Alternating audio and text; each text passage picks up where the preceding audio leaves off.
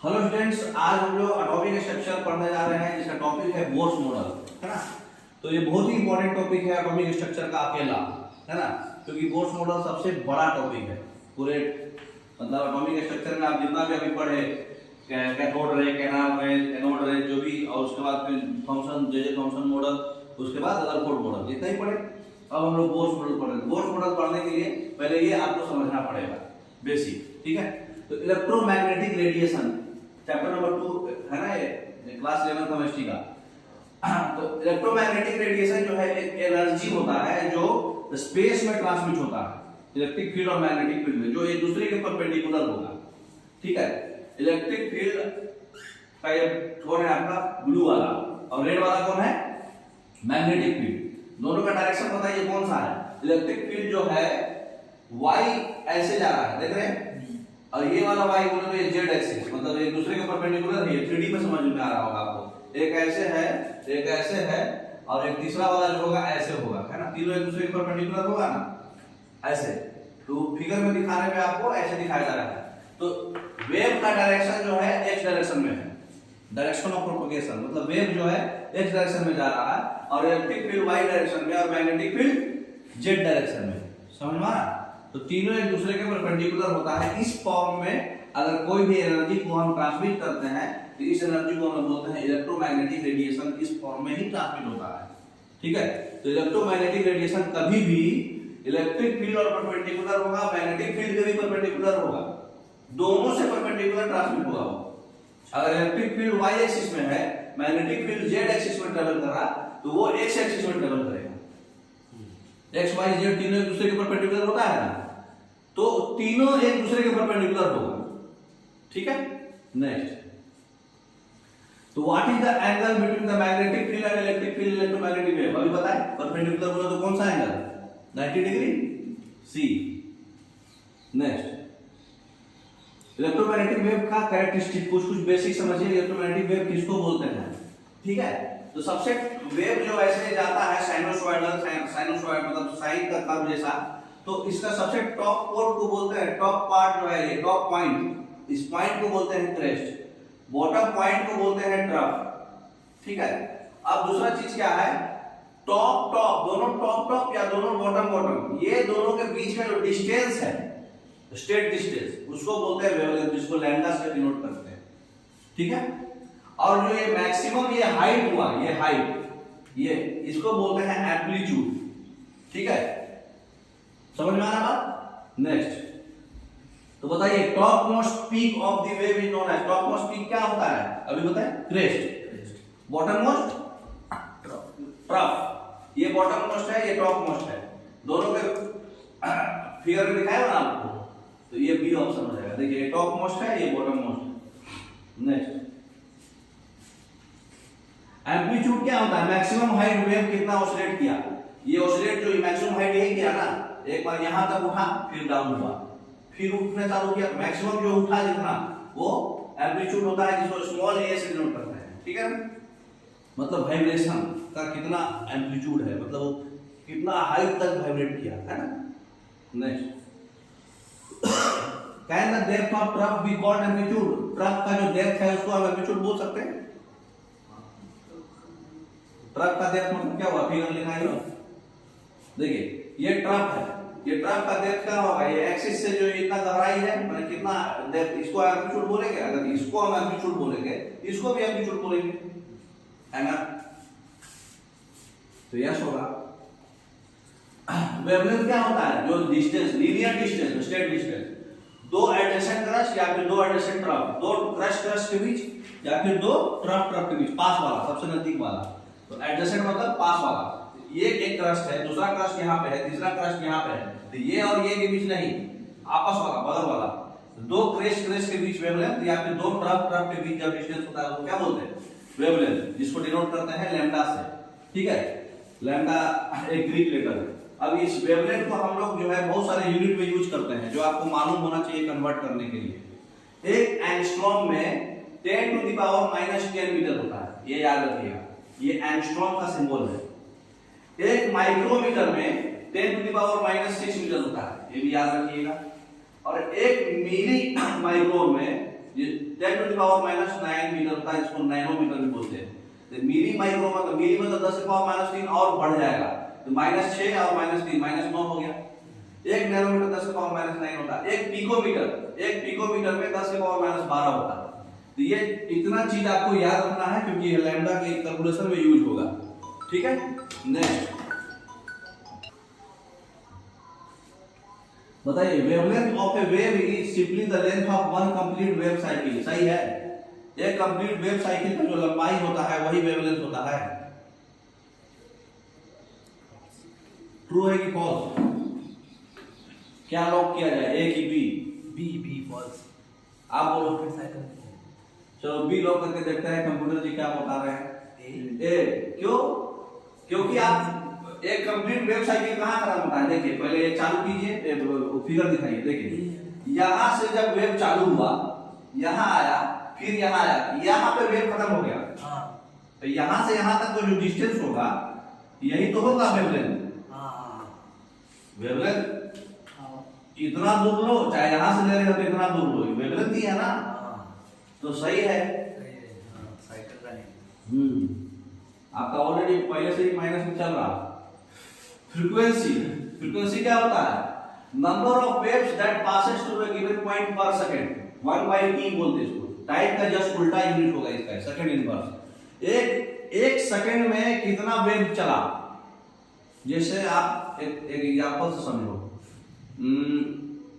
कभी नदी में ढेला फेंको, नदी में स्टोन फेंको कभी, तो स्टोन फेंकने के बाद नदी में क्या चेंज जाता है?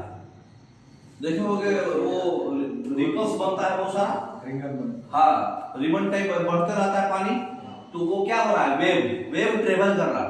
तो एक सेकंड में वो कितना बार ट्रेवल करेगा, वो उसका फ्रीक्वेंसी कराएगा। ठीक है, अगर कोई वेव एक सेकंड में 5 बार ट्रेवल करता है, इसका मतलब फ्रीक्वेंसी वेव कितना है, 5 हर्ट्ज। समझ रहे? तो एक सेकंड में वो कितना नंबर ऑफ वेव्स पास करेगा कोई पॉइंट को।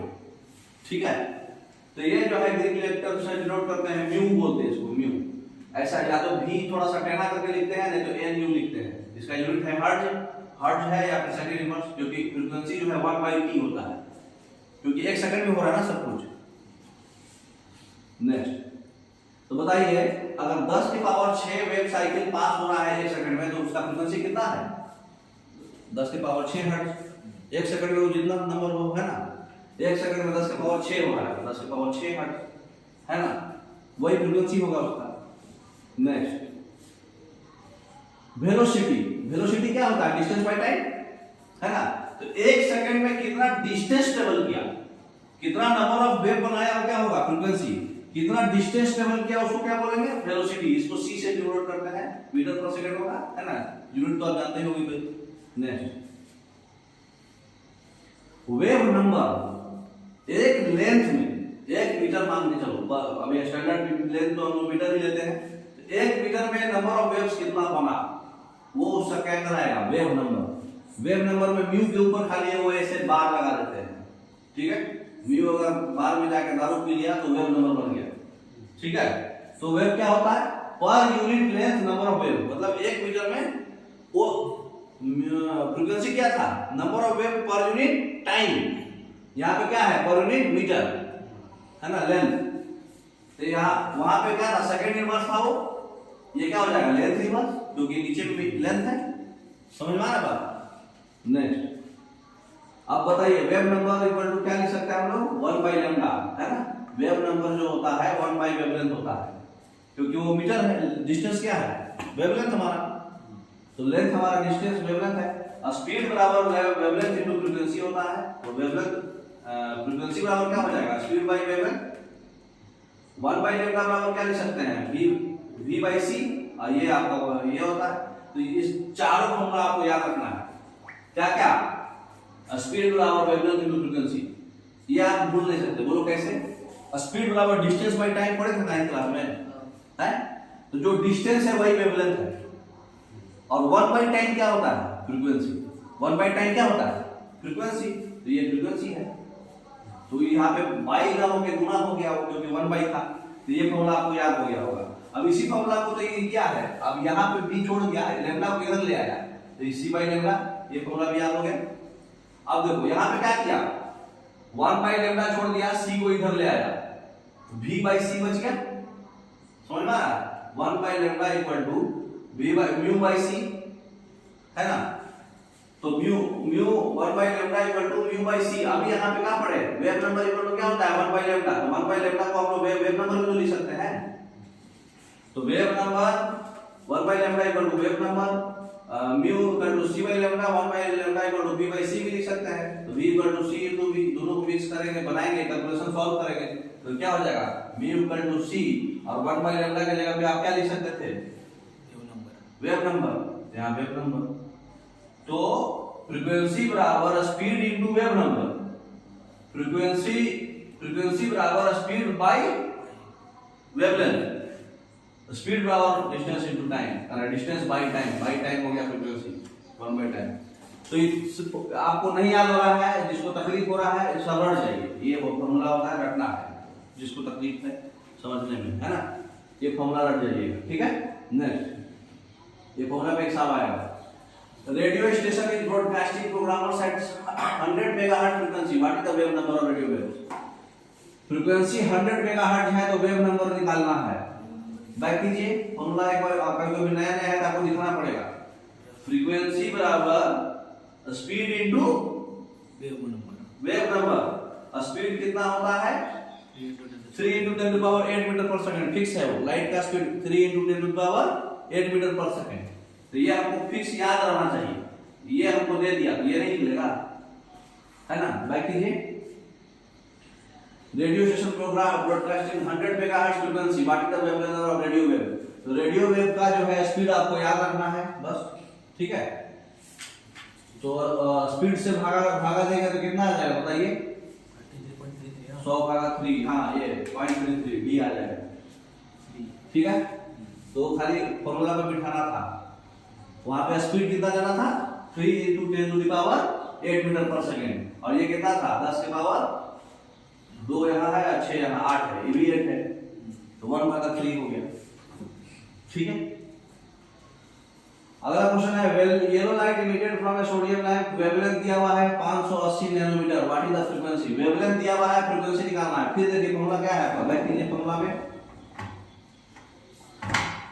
सी आपको ऑलरेडी पता रहता है, अब आपको देखिए ये निकालना है, ये हमको पता है 3 into 10 to the power 8 होता है, ये हमको क्वेश्चन में भी दे दिया, तो इस फॉर्मूला पे खाली बिठाना था, निकल जाएगा कि नहीं? फ्रीक्वेंसी निकालना है हमको, वेवलेंथ दिया हुआ है, तो 3 into 10 to the power 8 ऊपर, सी पता है हमको, बाई लेमडा, बाई कितना 580 into 10 to the power -9 nanometre है तो -9 होगा, है ना?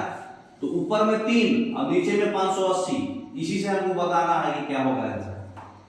तो सब में 5.17 है, दिए आपको ऑप्शन, टेंशन हटा दिया। अब आपको बताना है, हाँ इसको देखिए समझाना पड़ेगा। Like what is the frequency, ये आएगा डायरेक्ट हर्ट्ज, ये 14 का बस ऑप्शन में तो सब। अच्छा अब एक और फ्रीक्वेंसी का यूनिट क्या होता है हर्ट्ज, अभी पढ़े ना फ्रीक्वेंसी यूनिट हर्ट्ज। हर्ट्ज किस में कौन सा ऑप्शन में है? पहले ही ऑप्शन में hz हर्ट्ज है, बस एक ही ऑप्शन ही है हर्ट्ज का, तो ये बिना कैलकुलेशन किए भी बना सकते थे आप इसको, ठीक है ना? तो ये याद रखना है। आप देखिए किसका किसका फ्रीक्वेंसी, आप मतलब ऑप्शन से अगर ये आपको याद है ना तो बिना क्वेश्चन सॉल्व किए ऑप्शन से भी आंसर मार सकते हैं। कैसे? फ्रीक्वेंसी जो है जैसे जैसे आप इधर की ओर जाओगे वो घटेगा, और इधर की ओर जाओगे तो वेवलेंथ बढ़ेगा। कोई एक चीज, वेवलेंथ और फ्रीक्वेंसी एक दूसरे का उल्टा है, एक लड़का है तो एक लड़की है, तो दोनों एक दूसरे का उल्टा है।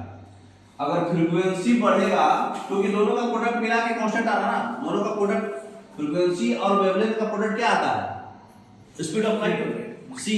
स्पीड ऑफ लाइट हमको फिक्स है 3 into 10 to the power 8 होता है, तो दोनों का प्रोडक्ट मिला के कांस्टेंट होगा, तो एक बढ़ेगा तो दूसरा घटेगा। तो अगर राइट साइड हम जा रहे हैं तो फ्रीक्वेंसी घटता है, लेफ्ट साइड अगर जाएंगे तो फ्रीक्वेंसी बढ़ेगा। अगर राइट साइड जा रहे हैं तो फ्रीक्वेंसी घटेगा। याद रखिएगा, बस एक याद रखें तो बाकी सब ऑटोमेटिक हो जाएगा। नहीं तो एक ऐसे याद रखो, राइट साइड जा रहा है तो वेवलेंथ बढ़ेगा, ठीक? अब आपको याद रखना है गामा रे, गामा रे के बाद होता है एक्सरे, एक्सरे के बाद अल्ट्रावायलेट रे, फिर इंफ्रारेड रेडिएशन, फिर माइक्रोवेव, फिर frequency modulation, amplitude modulation radio wave, long radio wave. तो रेडियो वेव में 3 होता है। अब आपको ये चीज खाली याद रखना है कि ऑर्डर यही है, लेफ्ट टू राइट में ये नाम का ऑर्डर आपको याद रखना है, ठीक है।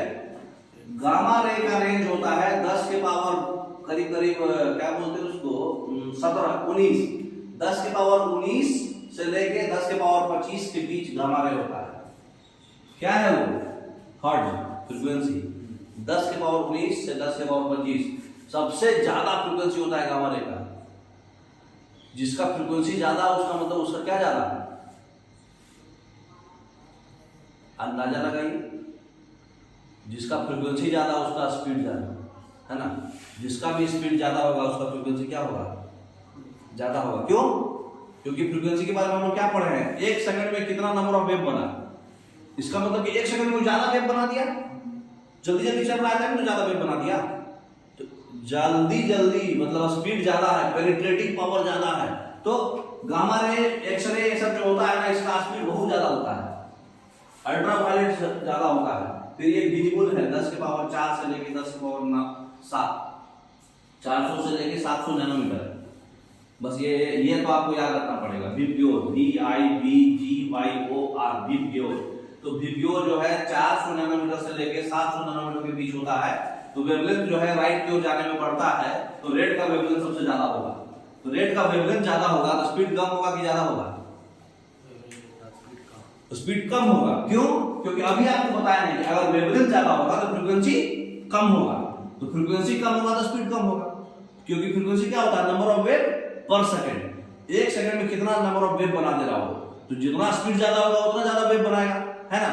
तो सबसे ज्यादा स्पीड किसका होता है, गामा रे का, फिर एक्सरे का, फिर अल्ट्रावायलेट का, फिर विजिबल रेडिएशन जो आपका 400 से 700 नैनोमीटर है, उसके बाद फिर इंफ्रारेड का, फिर माइक्रोवेव का, फिर रेडियो वेव का, ठीक है। तो ये ऑर्डर आप याद रखोगे, क्योंकि एग्जाम में खाली ये स्लाइड से कोई भी एग्जाम में एक क्वेश्चन आना ही आना है, नहीं आने का सवाल ही नहीं होता। हर एग्जाम में आता है, चाहे वो एनटीपीसी ले लो, चाहे रेलवे ले लो, चाहे बैंक ले लो, चाहे कुछ भी ले लो, एक क्वेश्चन आना ही आना है। इस मतलब ये फिगर से किसी का पूछेगा फ्रीक्वेंसी ज्यादा कम, कभी डाटा पूछ देगा, जैसे इसका 10 के पावर 19 से 10 के पावर 25, इसका कितना है, एक्सरे का कितना है, 10 के पावर 17 से लेके 19, है ना, अप्रोक्स आइडिया रफली, है ना। इसका हर्ट्ज में, उसके बाद इसका कितना है, कोई एक याद रखना, ये आसान है याद रखना, क्योंकि इसमें माइनस प्लस नहीं है, सीधा प्लस है। अब एक याद रखोगे तो दूसरा 3 × 10 के पावर 8 से भागा लगाओगे तो ये निकल जाएगा।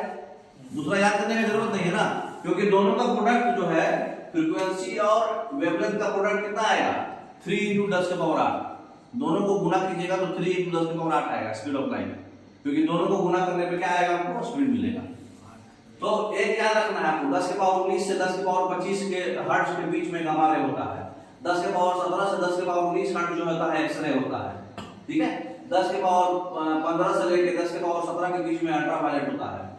ये तो 10 के पावर -9 है ना, 400 से 700। 10 के पावर 11 से लेके 15 तक जो होता है इंफ्रारेड होता है।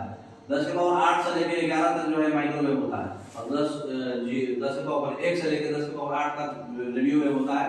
सबसे ज्यादा फ्रीक्वेंसी मॉड्यूलेशन होगा, फिर जाके एम्पलीट्यूड होगा, तब लॉन्ग रेडियो वेव होगा। लॉन्ग रेडियो वेव मतलब वेवलेंथ ज्यादा मतलब वो सबसे लाइट में जाएगा, है ना। तो लॉन्ग मतलब क्या हुआ, उसका वेवलेंथ ज्यादा है, सबसे राइट में जाएगा, क्योंकि वेवलेंथ हमारा बढ़ता है बाहर की ओर, है ना। तो ये याद रखिएगा। नेक्स्ट देखिए क्वेश्चन कितना आएगा इसे। क्वेश्चन देखिए क्या पूछा, लैम्डा VXM ये वेवलेंथ है, विजिबल लाइट का V है, X एक्सरे का है, और M क्या है, माइक्रोवेव का है। अब बताइए किसका ज्यादा होगा, लैम्डा वेवलेंथ किसका ज्यादा होगा। वेवलेंथ जो राइट में होगा उसका ज्यादा होगा। अभी बताए ना, राइट में कौन था, विजिबल है, एक्सरे है और माइक्रोवेव है। माइक्रोवेव सबसे ज्यादा राइट में है, देखिए यहाँ है माइक्रोवेव, यहाँ एक्सरे है, और ये बीच वाला पोर्शन था ये विजिबल जो बाहर छाटा है। तो सबसे ज्यादा राइट में कौन है, माइक्रोवेव, फिर कौन है, विजिबल, फिर कौन है, एक्सरे। तो सबसे ज्यादा माइक्रोवेव का, फिर विजिबल का, फिर एक्सरे का, यही होगा। तो सबसे ज्यादा होगा माइक्रोवेव का, फिर विजिबल का, फिर एक्सरे का, पहला ही ऑप्शन है ना। नेक्स्ट तो उस पे बहुत सारा क्वेश्चन आएगा, कभी वेवलेंथ पूछेगा, कभी फ्रीक्वेंसी पूछेगा, वो आप माइंड सेट बना लो, है ना। कभी स्पीड भी पूछ सकता है, जिसका फ्रीक्वेंसी जैसा फ्रीक्वेंसी पैटर्न वही स्पीड का पैटर्न। अब अगला टॉपिक है हमारा प्लैंक्स क्वांटम थ्योरी, ठीक है। आज के लिए इतना ही, ओके, थैंक यू।